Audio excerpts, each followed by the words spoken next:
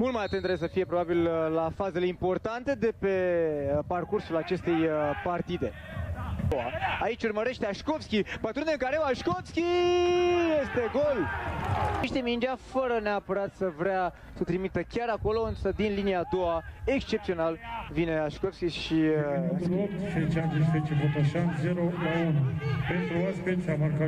A fost...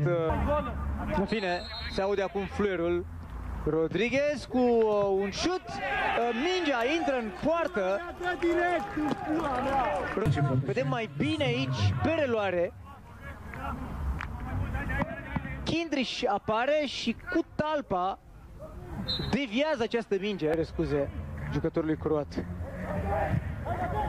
Foarte bine Duganțici în stânga pentru urcarea lui Holzman. Holzman cu centrarea, mingea este deviată de Roman. Se află Leca.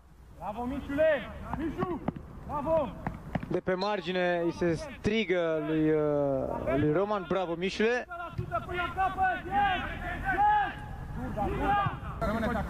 Ar fi primul gol după o pauză de 11 ani în primul eșalon. Un gol care vine din lovitură de la 11 metri în această partidă.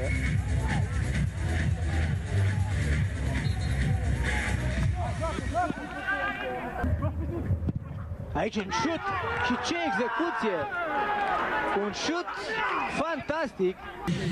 Tot o bâlbuială, o minge care a trecut pe la Hristovski și Jonathan Rodriguez. Ei erau în acea zonă, pasă cu călcâiul și apoi... Dacă vine și un șut, nu apucă Grecu și se termină 2-3 în meciul dintre Argeș și FC Botoșani.